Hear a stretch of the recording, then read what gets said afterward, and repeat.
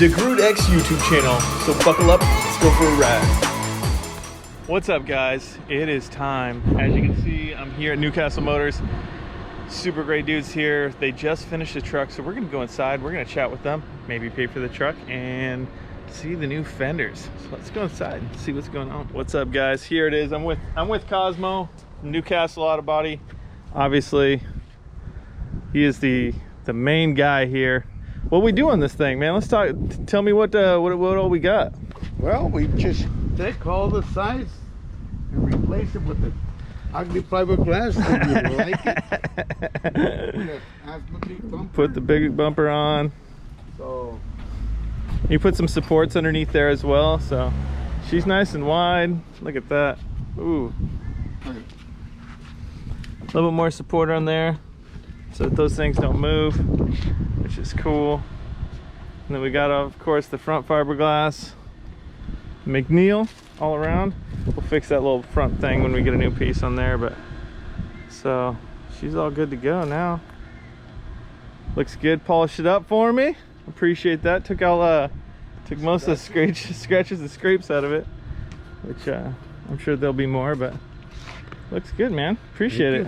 Yeah. Thank you. Appreciate it. Newcastle Motors, come see them. They do awesome work. But time to finally get back and drive her.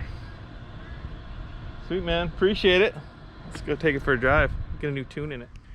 She's home. She's home. We just picked her up, as you saw just a second ago.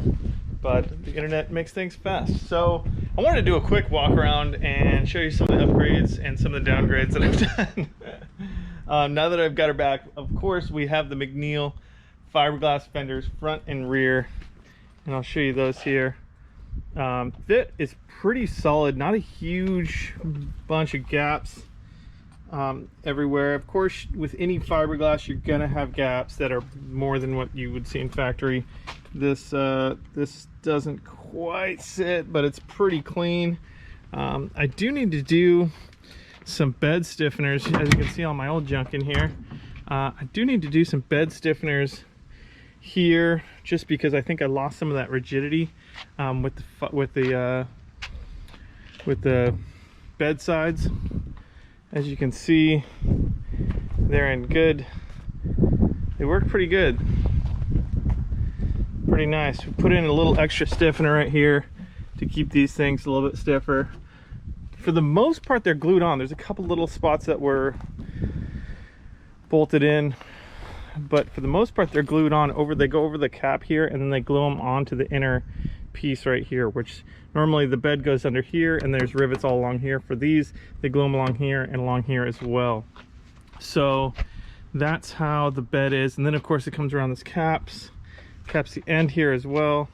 So that's how the McNeil fiberglass fenders go on. Also up in here, they're glued in here. We do have a couple like sheet metal type screws, and then down here as well. So fits pretty good, pretty stoked. The tires and wheels are so small now, everything looks tiny. So I'm probably gonna go with the 35 now and a little bit higher offset wheel. Might go with a 2-inch spacer, because right now I have a 1.5-inch spacer on the back of this thing, and it definitely tucks too much. So that's where that is. And you know, new tailgate, which is nice. I put this as a BTF rear bumper on it. It's a high clearance bumper. And you can see that she is a wide girl now. Some of the stuff that I haven't really touched on too much in the channel, other than like some how-tos, is all my doors have these Hebs Designs Molly panels. Interior, I have a Wrangler ceiling net, which helps when you get lots of kids and stuff in here. You stuff some jackets and whatnot up in here. WeatherTech floor mounts are a must for any of these trucks if you ever plan on doing anything. Again, Molly panels on all the doors. I did color match this little centerpiece and all these door handle things. A little something I don't know if I've mentioned on the channel. Something I did a long time ago. I bought some color match spray paint and cleared those. Anything else in here? Ram mount, that's a must. If you know, best smeller ever. I think that's about it for that. What I did do also is when I got this thing home, I took the 1-inch body lift off because I had the 1-inch body lift for a little bit of clearance issues, to make sure that everything was tucking right, which is nice for what my old setup, which was a couple different wheel and tire situations ago. But it's definitely taken away the gap here. I still have to get the trim that goes right there cut and put in, but it allows the rock sliders sit correctly now. There was a big gap there before. The rear bumper now, because I just did this right after I got it back from the body shop, the rear bumper now sits where it needs to. There's a big gap there. I took that hitch off. I don't know why they put the hitch back on. I told them not to, but I took the hitch off. So now I have a lot of clearance and I'm pretty stoked. It looks really freaking good. I don't know what else to say. This is I definitely need a new grill, and of course the front bumper needs to be repainted now as well, because it is all chipped up. So many trips with this bumper. It's got some road rash down here, and then of course the front suspension needs to get rebuilt. I put some new lower control arms on, but as you can see, these shocks everything's been beat up pretty good. I'm gonna also put a portion of the fender liners back in just to keep any of debris from coming in back up in there. These things need to be serviced, but yeah, the truck has it's been through so many trips, so much off-road, hundreds and thousands of miles off-road, and it's cool to just kind of change it up, go different style, a little different feel. I'm not 100% sure how I feel about the front bumper. Maybe comment below on if I should keep the aluminum front bumper or if I should go with the pre-runner style. This is like the Broverlander. It's gonna be, it is what it is. I'm not trying to go with a specific theme or thing. I'm just doing stuff, you know, why not? But I don't know, front bumper doesn't fit perfectly anymore, you know. It doesn't work exactly, so we'll see. I'm gonna put those trim pieces in, see if that makes it look a little bit better, but yeah, I think it looks pretty freaking good. And see some shots of the front and rear. Again, this is the McNeil front and rear fiberglass, and I think this thing is just so freaking sparkly. It just kills me that these tires and wheels don't fit with it anymore. It's gonna look so much better with some 35s, maybe some black rhino something or others. I saw Z1 Off-Road has a really cool, I think they talked them into putting them into 6 on 1/14.3. However, but I just have a check engine light. Let's talk about that real quick. So check engine light for evap canister, evap PV0448, I think, which is open circuit for the purge valve. Let me show you where that is real quick. So this is the wheel well, right? And here's our fill neck.